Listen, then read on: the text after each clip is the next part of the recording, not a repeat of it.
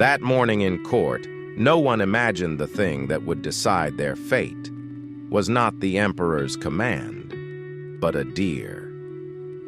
The ministers of Qin filed into the vast hall of Xianyang Palace, robes trailing behind them, their faces set in solemn lines. To them, it was just another morning under the second emperor, Hu Hai, the son of China's first emperor, Qin II. But something else was moving quietly through that hall. Something none of them had sensed. Something none of them could stop. And at the center of it was a man named Zhao Gao. Zhao Gao had served in the palace for years. He understood its shadows, its secrets, its fears. Some called him a tutor. Some called him a legal expert.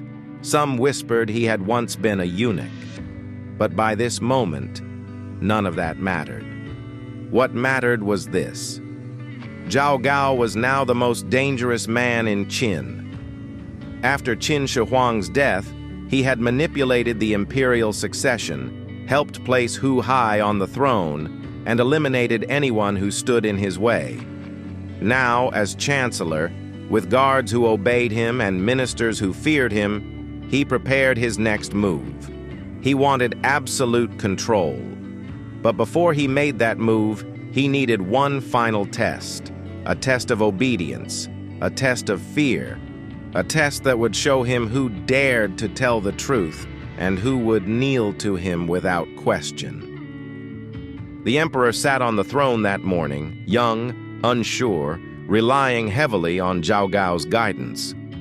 Ministers knelt in silence. Then Zhao Gao stepped forward. Behind him, his attendants led in a small animal, its hooves tapping softly against the polished floor. A deer, soft-eyed, nervous, completely out of place in the great imperial hall. Zhao Gao bowed deeply and said, with a voice clear enough to echo, "Your Majesty, I present to you a fine horse." The hall froze. Not a whisper, not a breath. The emperor blinked, confused.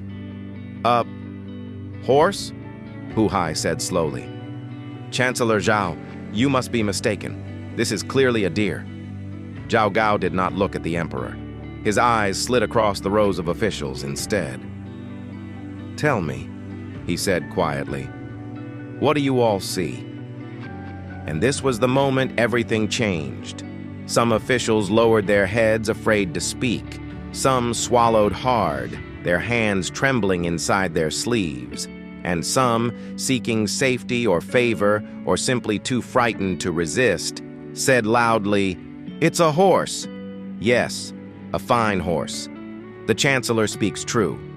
Others remained silent. A few brave ones spoke the truth. It is a deer.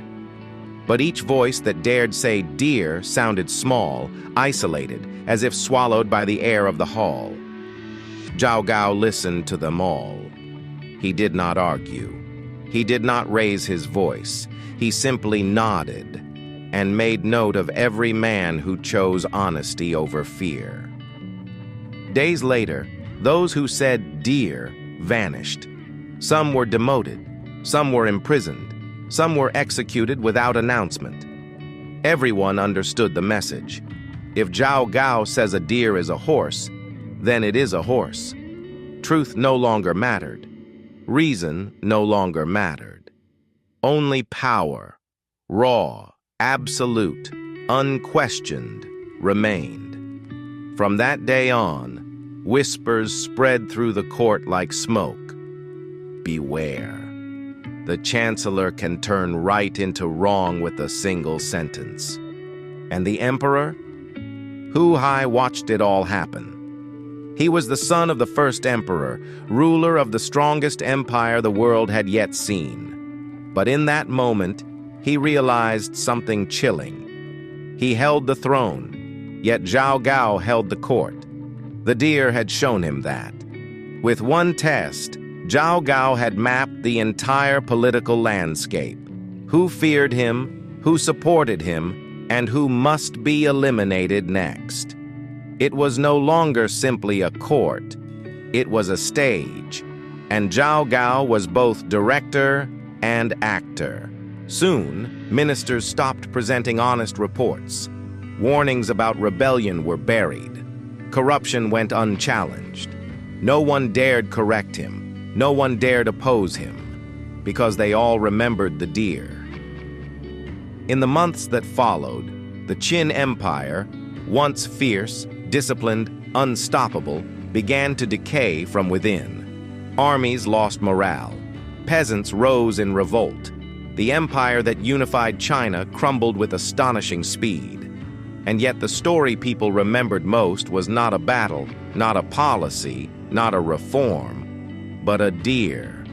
A deer that walked into court and revealed exactly how terrified the rulers of Qin had become. History later gave this moment a name, pointing at a deer and calling it a horse, a phrase that would come to symbolize the twisting of truth, the corruption of power, and the quiet terror that settles in when no one dares to speak honestly.